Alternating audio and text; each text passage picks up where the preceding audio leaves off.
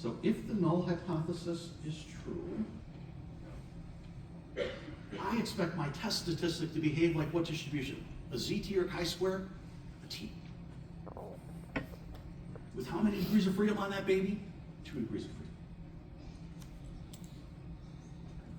freedom. And if you recall, a T distribution with 2 degrees of freedom, compared to a Z, it's quite a bit squished in the middle, and the tails are quite a bit chubbier than a Z, okay? But kind of looks like this. Where's my rejection region? It's going to be from 4.303 up.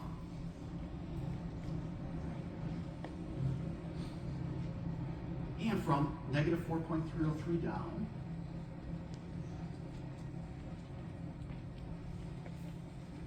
And how much area do I have there? Alpha, right? I have alpha in my rejection region. And the last step, of course, is let's plot in our test statistic. And that's 4.86, which kind of falls out here. And does my test statistic fall in the rejection region? Totally does, right? So of course we're going to reject the null hypothesis. Beautiful. And when I reject the null hypothesis, do I have evidence that beta 1 is not 0? I do. So we have evidence that beta 1 is not 0. And if beta 1 is not 0, do I have a significant linear relationship between our study and exam score? Yes, beautiful. So we have a significant linear relationship between our study and exam score.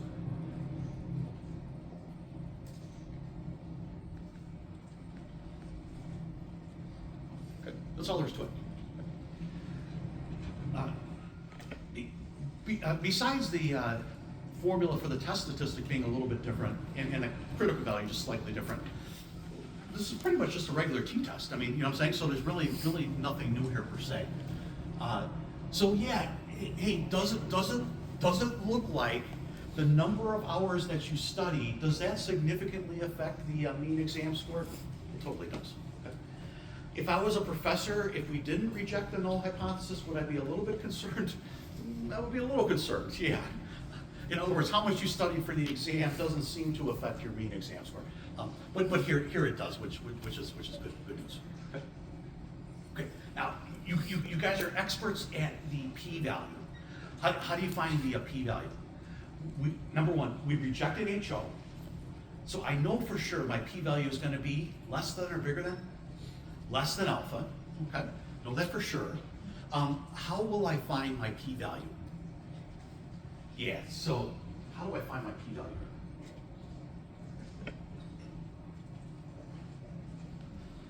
So the p-value is the probability you get a test statistic at least as extreme as you just got, assuming that the null hypothesis is true.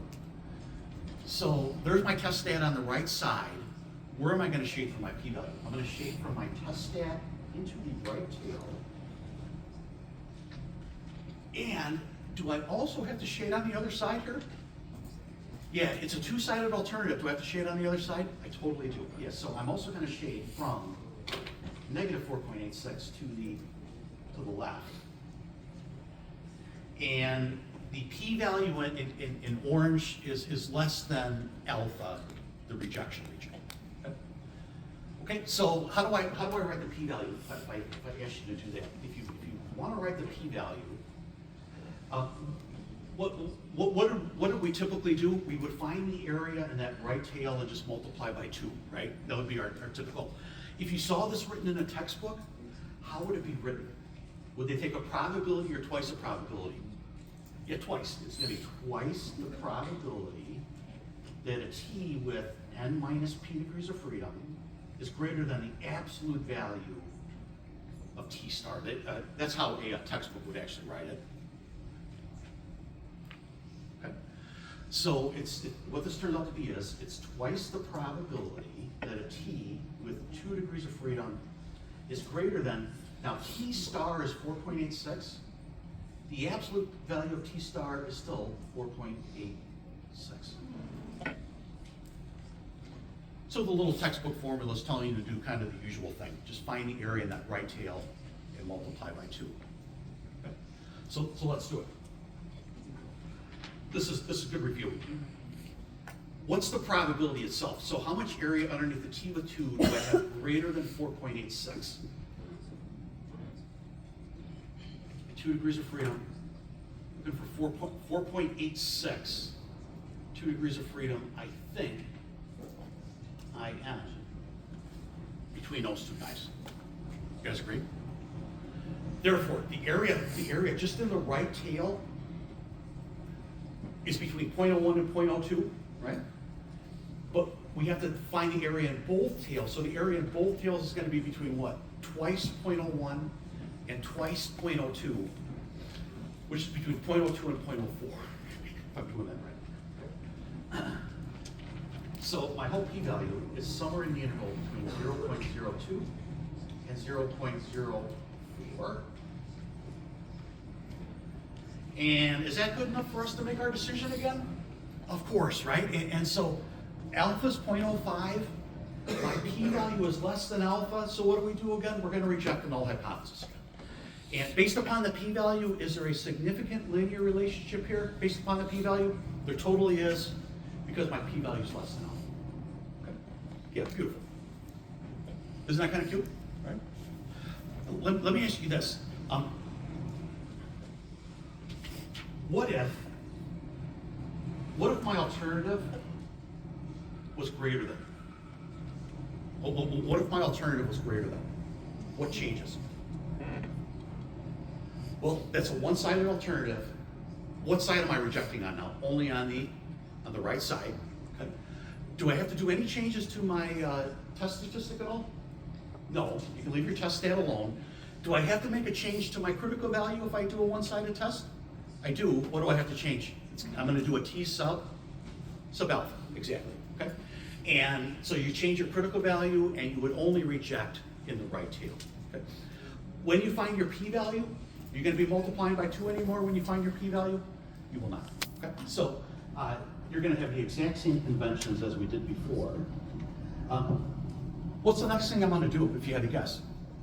Okay, we found it. We did a test. We did a p-value. What's another way I can approach the problem? With the confidence interval. Yeah, so why don't we do that? Alpha's 0.05. So let's do a 95% confidence interval for beta 1.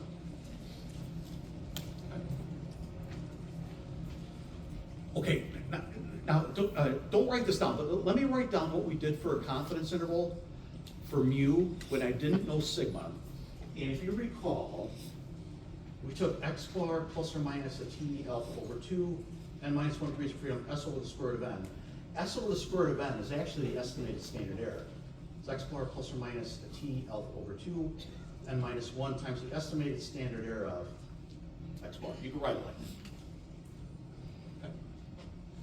So this was a confidence interval for mu when I didn't know sigma, if you recall. Okay. If you had to take a guess what you're going to do here. I don't know what the slope of my population regression line is, but what is my best guess at beta 1? The slope of my least squares regression line. So let's take the slope of my least squares regression line, which is beta 1 hat, plus or minus. Now over here we have this t multiplier, but what's going to change in that guy? You're going to have a t sub alpha over 2. But do I have n minus 1 degrees of freedom in the current scenario? No, in general, I'm going to have n minus p, exactly. So it's going to be n minus p degrees of freedom times. Over here, we multiply by the estimated standard error of x bar. What do you think I multiply over here by? By the estimated standard error of beta 1 hat. Yeah, exactly. So times the estimated standard error of beta 1 hat. Again, that estimated standard error will be given to you. Okay. And we actually know everything in there, right? So let's just plug it in. So you take beta 1 hat, which is 3.58, plus or minus. My t multiplier turns out to be the same as my critical value, which is 4.303, times the estimated standard error of beta 1 hat. It's 0.737. So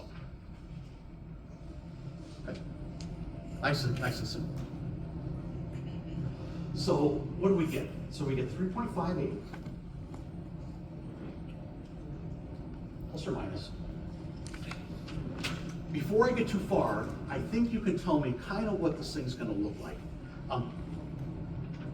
Remember that when we did the test, we rejected the null hypothesis and concluded it looks like beta 1 is not 0. When I rejected the null hypothesis, what I'm saying is 0 is not a plausible value for beta 1. Now, my confidence interval for beta 1 is going to give me a range of plausible values. 0 is not a plausible value for beta 1. So should my confidence interval contain 0 or exclude 0? It should exclude 0. 0 is not a plausible value for beta 1. And so let's check that to make sure our intuition is correct. The right side of this baby gives you 3.17. And when you subtract, you get 0.41. And when you add, you get 6.75.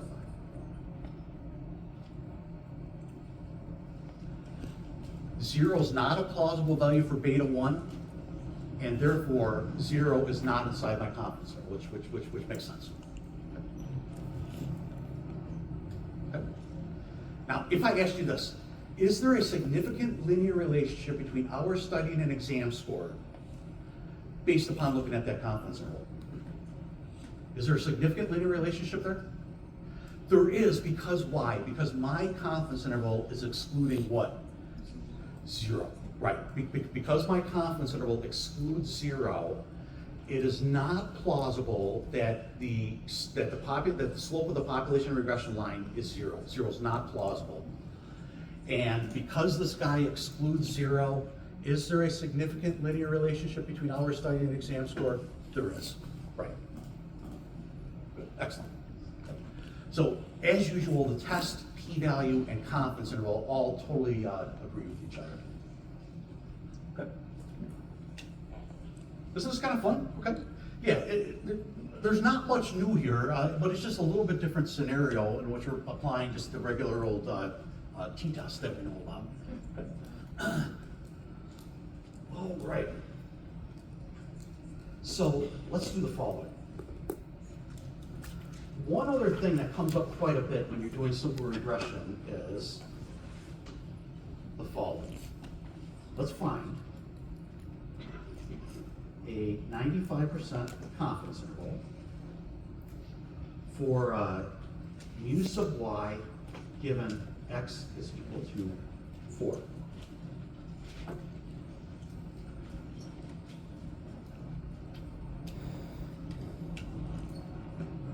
And you might even put in your notes, what is mu sub y given x equals 4? It's the population mean exam score for students that studied how many hours? 4 hours. Okay. I want a confidence interval for the population mean exam score for students that studied 4 hours. Okay, now, our confidence interval is going to start out with my best guess at that population mean. Okay? If I don't know what that population mean is, but what's my best guess at that population mean? I'm going to use my least squares regression equation, and I'm going to plug in what for x? I'm going to plug in 4 for x. Okay? So let's do that first. So I want the best guess at this guy, so I'm going to take my least squares regression equation, which is 41.78, plus 3.58, and for x, I'm going to plug in 4 for x. And what this gives you is 56.10.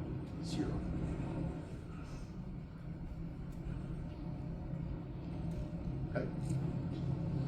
So what does that mean? I don't know the population mean exam score for students that studied 4 hours, but based on my data set, my best guess at that unknown population mean is 56.10. Do you think the population mean exam score for students that studied 4 hours, you think it's equal to 56.1? Probably not. Do you think it's around 56.1? Probably. Let's do a confidence interval. as usual, okay? So for the confidence interval, tell me how the confidence interval starts out. I don't know mu sub y given x is equal to 4. What was my best guess at that guy? The corresponding y hat value. Okay? And so you take the y hat value, plus or minus. Do you still think I have the same t multiplier as we had when we were doing a confidence interval for beta 1? Yeah, you totally do actually, which is kind of nice. So you have a t sub alpha over 2 with n minus p degrees of freedom times. If you just had to guess what that last term looks like, what would you guess? It's going to be times the estimated standard error of y hat. Okay, the estimated standard error of y hat. I'll explain it.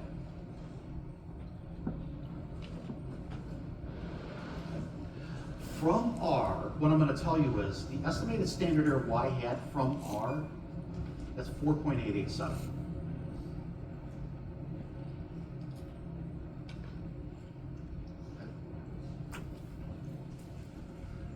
What do you think that tells you? What's the estimated standard of y hat? What do you think that tells you? We had 4 students in my sample. We got the scatter plot, we found the least squares regression line. The height of our least squares regression line at x equals 4, the height is 56.10. Okay? Now here's the question again. If I randomly select another 4 students and I find the least squares regression line, will I get the same regression line as we got the first time? No, it's going to change a little bit. Okay? The height of my new regression line at 4 will also change a little bit. You guys agree? Okay. So from sample to sample, the height of my regression lines at x equals 4 is changing. What do you think the estimated standard error of y hat is telling you? If the estimated standard error of y hat is small, what that says is the height of these regression lines from sample to sample are actually very consistent from sample to sample. Okay? If the estimated standard error of y hat is big, the height of those regression lines at x equals 4, those regression lines are all over the place. Okay? There's a lot of variability. Okay? Our estimated standard error of y hat is pretty big. It's 4.887. What is that telling us? Are we getting a lot of variability in those regression lines, and therefore are we getting a lot of variability in the height of those regression lines from sample to sample at x equals 4? We are. We're getting quite a bit of variability. Okay? Why? Why are we getting so much variability in the height of our regression lines at x equals 4? Because how many people are in our sample? 4 people. Okay, so that is not surprising. Okay? If I had 40 people in our sample, would that estimated standard error be smaller or bigger? I think it would be smaller, right? I think those regression lines would be a little more consistent if my sample size was bigger. Okay? Okay, so I think we've got everything that we need, right? So you take y hat, which is 56.10, plus or minus my t multiplier, which is it's that same 4.303 as we had before, times the estimated standard error of y hat, which is 4.887. So you get 56.10 plus or minus. The right side, I think, is 21.03. And when you subtract, you get 35.07. And when you add, you get 77.13.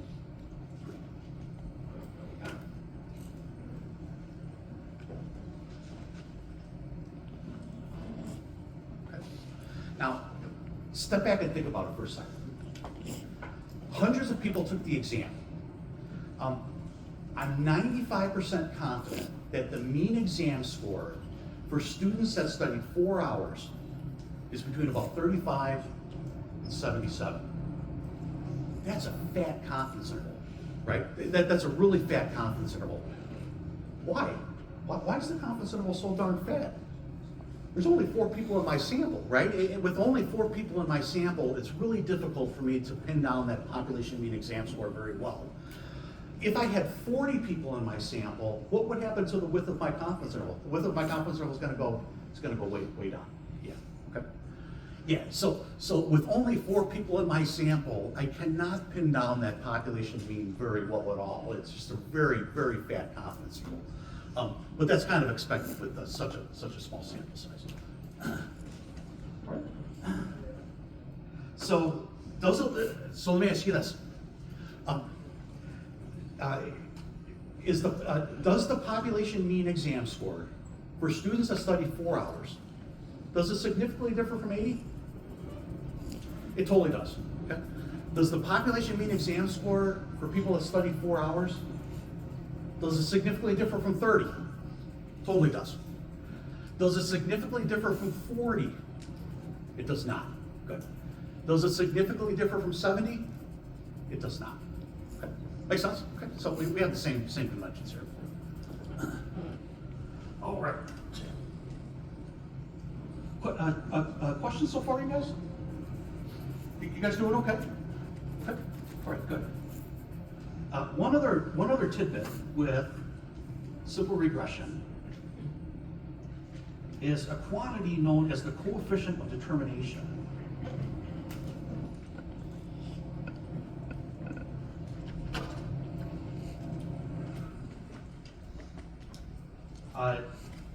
Usually just denoted by capital R squared.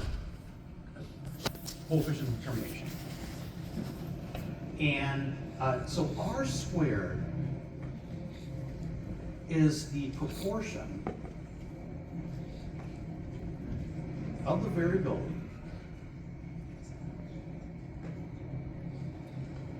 in my Y variable that is explained by the linear relationship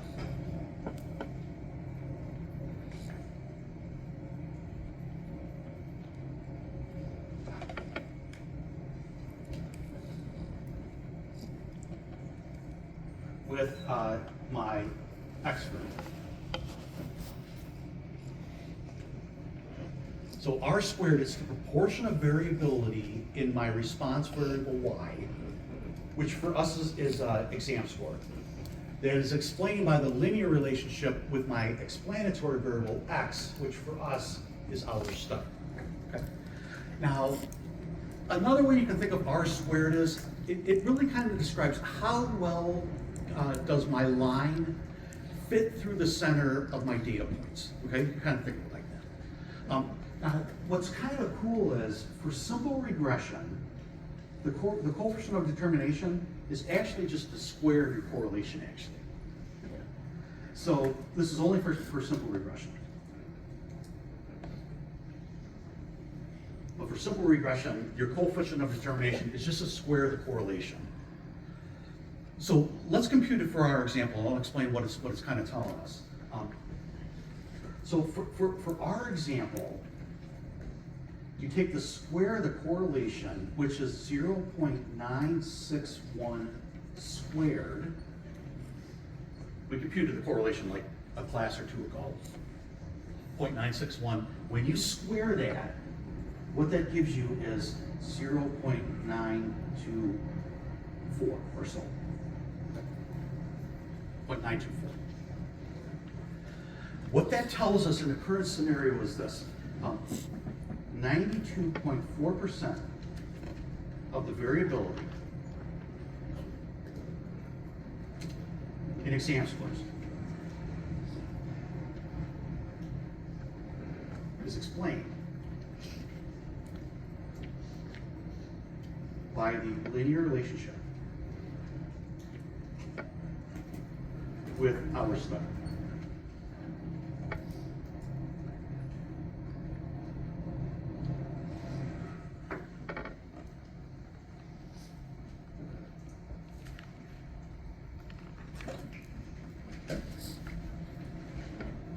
So, what that's kind of saying is, if you told me how much somebody studied for the exam, am I able to pin down their exam score relatively well?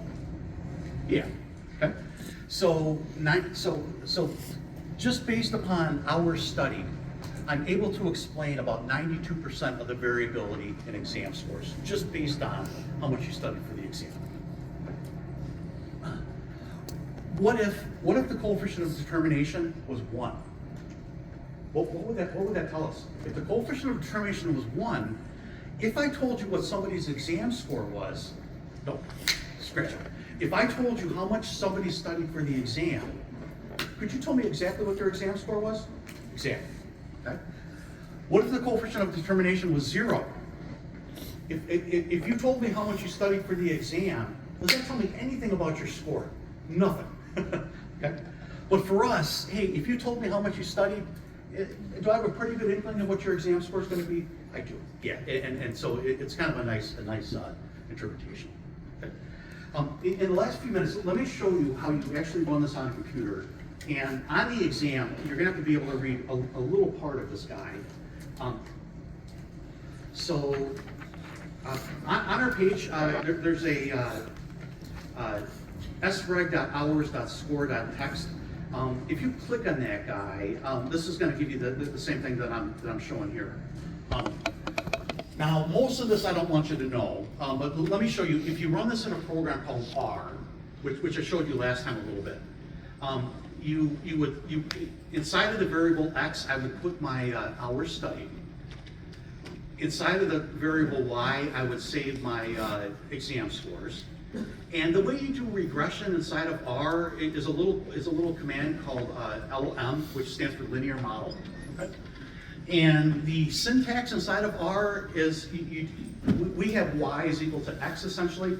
Instead of equals, R uses a little tilde sign instead of equals. Okay? So I run that linear model and I'm saving the results inside of this variable called study.results. And the next command I say, hey, summarize those results. And so R poops out this kind of thing right here. Okay? What I want you to focus on only is this table right here. Okay? So now remember, this table is going to contain everything that you guys need on the exam. Okay? Now remember, what does our least squares regression line look like? It was y hat is equal to beta 0 hat plus beta 1 hat times x. Okay? Now, if you look in the estimate column, for the intercept term, that corresponds to what? Beta 0 hat. Okay? The x term is going to correspond to beta 1 hat. In the estimate column, remember, what was our beta 0 hat? That turned out to be, when we computed it, 41.78, if you look back in your notes. So this first column right here, that's your beta 0 hat. What's that guy right there? Well, we found beta 1 hat to be equal to 3.58. Okay? So under the estimate column, what this gives you is this is beta 0 hat and beta 1 hat. And if I gave you this little table, could you guys just write down what the least squares regression line looks like? Yeah, it's 41.78 plus 3.58 times x. Beautiful. Okay. What do you think the next column is? It says standard error, right? Okay. And in the standard error column, let me focus right here. This is beta 1 hat. What is that guy in our notation? That's the estimated standard error of beta 1 hat. Okay. And if you look in your notes, that's what we used on that example in your notes. So here's beta 1 hat. That's the estimated standard error of beta 1 hat. Okay. That's beta 0 hat. We don't use this often. This is the estimated standard error of beta 0 hat. And if you just remember those 4 entries on the table, you're golden. Is that okay, you guys? Okay. The rest of the table, if you want to know, what do you think this is? T-value. What is that thing? Yeah. When we computed our test statistic for beta 1, when we were testing beta 1 is 0 versus not 0, we computed the test statistic. What did we get? I think we got like 4.86, right?